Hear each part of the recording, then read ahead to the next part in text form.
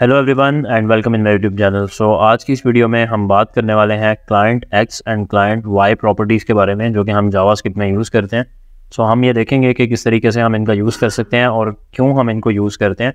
सो देखने के लिए चलते हैं स्क्रीन की तरफ। So let's have a look on my screen and let's begin.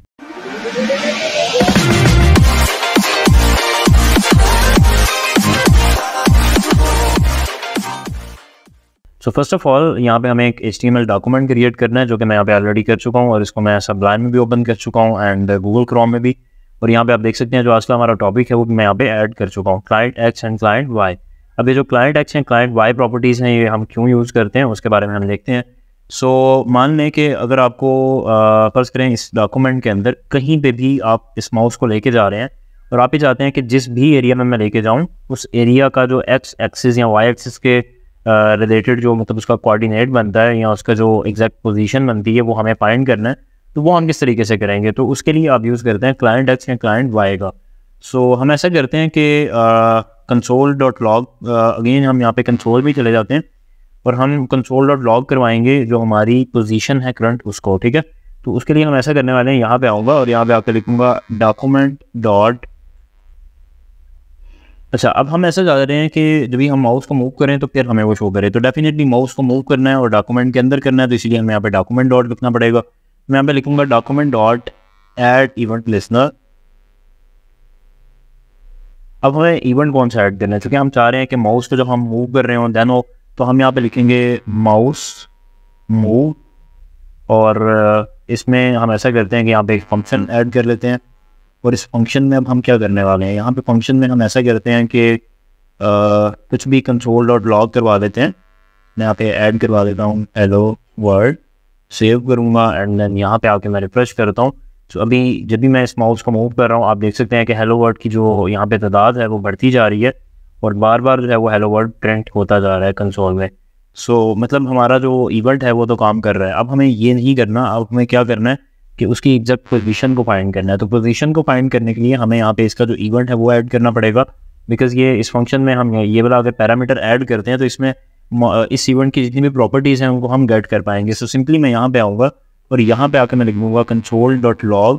अब चूँकि यहाँ पे हमने ई इसका नाम दिया है तो सिंपली हमें यहाँ पे ई ही लिखना पड़ेगा। अगर आप उसका नाम इवेंट देंगे या जो भी आप नाम देंगे वो आपको यहाँ पे डिफाइन करना है। सो सिंपली मैं यहाँ पे लिखूँगा एक्स पोजिशन या कुछ इस तरह हम कर लेते हैं और प्लस कर दूंगा और यहाँ पे आकर लिखूंगा E dot client X, save करूंगा एंड यहाँ पे आके मैं लिख देता हूँ Y position, Y axis position कर लेते हैं इसको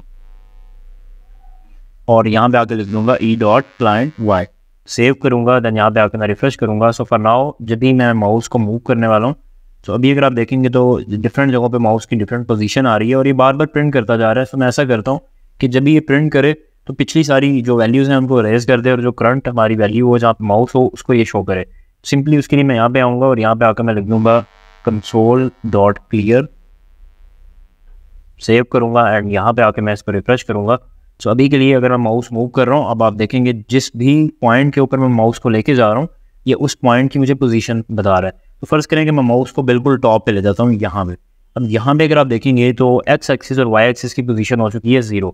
अच्छा, एक चीज़ मैं आपको बताता चलूँ कि ये जो पोजीशन है ये डॉक्यूमेंट से बाहर नहीं होगी। ये जो आपको यहाँ पे वाइट हिस्सा नज़र आ रहा है जो हमारा पेज है सिर्फ उसके ऊपर आप ये पोजीशन फाइंड कर सकते हैं क्लाइंट एक्स या क्लाइंट वाई के थ्रू।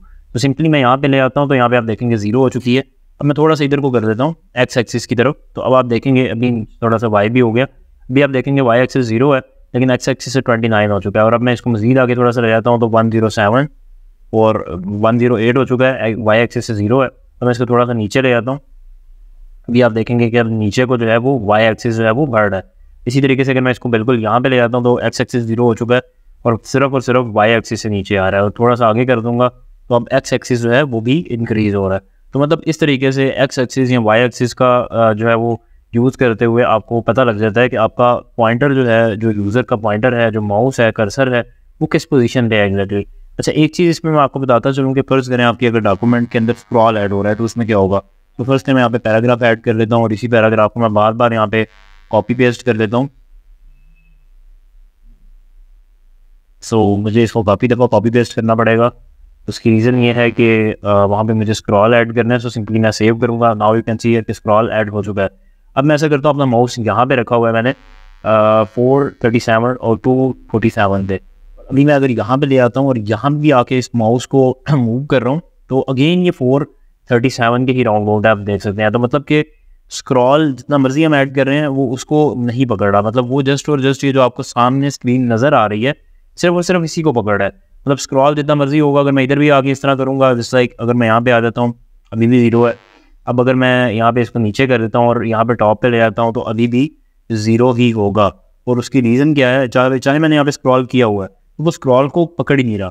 अब स्क्रॉल को अगर हम फाइंड करना चाहते हैं कि मतलब जो स्क्रॉल के अंदर कितनी उसकी मतलब पोजीशन है या क्या है, तो उसको फाइंड करने के लिए हमारे पास अलग प्रॉपर्टीज़ और अलग मेथड मौजूद है जो कि हम नेक्स्ट आने वाली वीडियोस में कवर करने वाले हैं।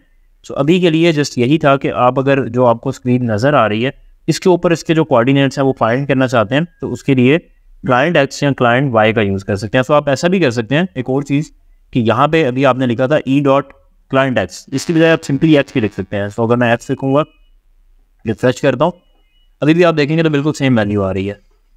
इसी तरीके से यहाँ पे जो क्लाइंट y मैंने लिखा था इसको मैं क्लाइंट y की बजाय डायरेक्टली y भी लिख सकता हूँ। सो ये भी बिल्कुल सेम रिजल्ट ही जो है वो मुझे प्रोवाइड करने वाला है।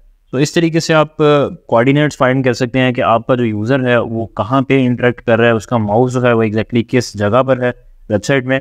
सो नेक्स्ट आने वाली वीडियो में हम स्क्रॉल वाली चीज़ भी देखने वाले हैं कि स्क्रॉल करने पर भी जो मतलब हमें ये पता लग जाए कि कहाँ तक जो है वो मतलब यूज़र जा रहा है। मतलब अगर स्क्रॉल करके नीचे आया है तो वो भी उसको काउंट करे, मतलब ऐसा नहीं है कि सिर्फ जो हमें दिख रहा है उसको काउंट करे। तो वो भी हम मेथड्स नेक्स्ट आने वाली वीडियोस में कवर करने वाले हैं। सो उम्मीद करना तो वीडियो आपको अच्छी लगी होगी। सो अगर आपको वीडियो अच्छी लगी तो आप इसको लाइक करें एंड चैनल को सब्सक्राइब करें। सो मिलते हैं नेक्स्ट वीडियो में। थैंक यू, अल्लाह हाफिज़।